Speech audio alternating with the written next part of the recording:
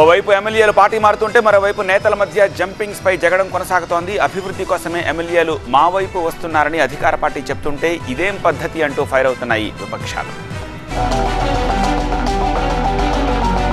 తెలంగాణలో jumping politics jet speed గా సాగుతున్నాయి.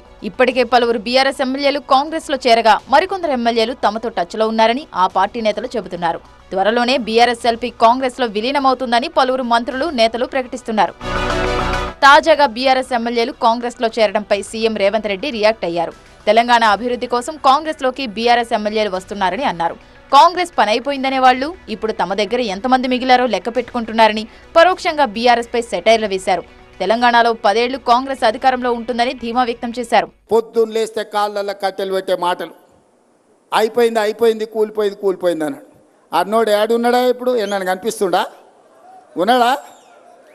రోజు లెక్క పెట్టుకుంటున్నాడు ఎవరుండ్రు ఎవరు పోయినరా. ఇవాళ మన నగరాన్ని అభివృద్ధి చేస్తున్నాం.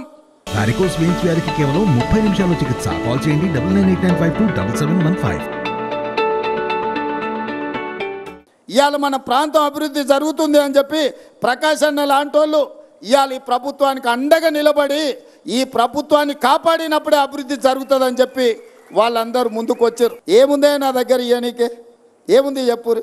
నా అంగి అమ్మితే ఏం రాదు, లాగంతే కూడా ఏం రాదు. ఏమిస్తాను నేను వాళ్ళకు? ప్రకాష్ అన్నకో ఎగ మల్లేశంకో ఏమి ఇవ్వగలిగినము? అయితే పార్టీని వీడుతున్న ఎమ్మెల్యేలతో బీఆర్ఎస్ కు నష్టమేమీ లేదన్నారు ఎమ్మెల్యే కౌశిక్ రెడ్డి. సమస్యలను పరిష్కరించకుండా సీఎం రేవంత్ ఎమ్మెల్యేలను చేర్చుకుంటున్నారని విమర్శించారు. రాహుల్ గాంధీ రాజ్యాంగం గురించి గొప్పలు చెబుతుంటే తెలంగాణలో అందుకు విరుద్ధంగా వ్యవహరిస్తున్నారని ఆరోపించారు. ఎమ్మెల్యేలను కొనుక్కోవడమేంది? దీనికి ఖచ్చితంగా నేను చెప్తా ఉన్నా, నీకు రాబోయే కాలంలో తీవ్రమైన పరిణామాలు మీరు ఖచ్చితంగా ఎదుర్కొంటారని చెప్పి తెలియజేస్తూ, మీరు రాహుల్ గాంధీ గారేమో మన రాజ్యాంగం బుక్ పట్టుకొని మేమేమో ఫిరాయింపుల మీద ఖచ్చితంగా ఒక చట్టం చేస్తామని చెప్పి రాహుల్ గాంధీ గారి ఫిరాయించిన వాళ్ళ మీద ఆయన్నే వీసి కనుగప్పి సెకండ్ ఇస్తా ఉన్నాడు. ఎంత సిగ్గు చేయటండి. ఇక బీఆర్ఎస్ ఎమ్మెల్యేలను కాంగ్రెస్ లో చేర్చుకుంటూ రేవంత్ రెడ్డి సునకానందం పొందుతున్నారని బీజేపీ ఎంపీ రఘునందన్ అన్నారు. అసెంబ్లీ బడ్జెట్ సమావేశాల్లోపు బీఆర్ఎస్ ఎల్పీని విలీనం చేసుకోవాలని చూస్తున్నారని తెలిపారు. ఇలాగే వ్యవహరిస్తే కేసీఆర్ కు పట్టిన గతే రేవంత్ రెడ్డికి పడుతుందన్నారు. మరోవైపు కేంద్ర మంత్రి బండి సంజయ్ హరీష్ రావుపై ఆసక్తికర వ్యాఖ్యలు చేశారు. హరీష్ రావు మంచి నాయకుడని, ప్రజల మనిషి అని అన్నారు. హరీష్ రావు బీజేపీలోకి వస్తే పదవికి రాజీనామా చేసి రావాలని అన్నారు.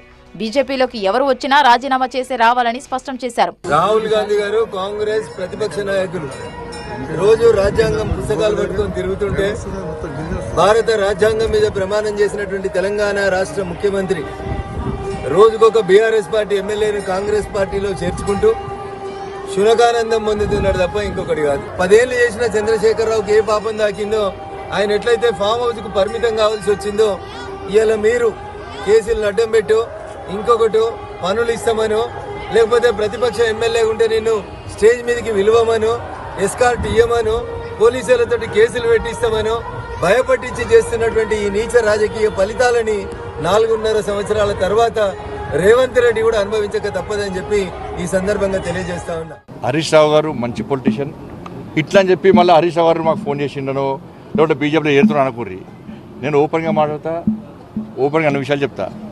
ప్రజలు కూడా పేరుంది, ఉద్యమం చేసిన వ్యక్తి. కాబట్టి హరీష్ రావు మంచి పొలిటీషియన్. హరీష్ రావు వచ్చినా కూడా మళ్ళీ రాజీనామా చేసి మళ్ళీ ఎన్నికల పోటీ చేయాల్సిందే. కాబట్టి హరీష్ రావు పోటీ చేస్తాడు, మంచి మనకు ప్రజాభిమానం ఉంది కాబట్టి ఈజీగా నిలుపుకోగలుగుతాడు. కాబట్టి మంచి పొలిటీషియన్, తను ఏమనలేదు, ఓపెన్గా చెప్తున్నాను. మొత్తానికి నేతల కామెంట్స్ ఎలా ఉన్నా తెలంగాణలో మరికొన్ని రోజులు ఈ జంపింగ్ పాలిటిక్స్ కొనసాగే అవకాశాలు కనిపిస్తున్నాయి. బీఆర్ఎస్ నుంచి ఎప్పుడు ఎవరు కాంగ్రెస్ గూటికి చేరతారో అని గులాబీ పార్టీలో గుబులు మొదలైంది.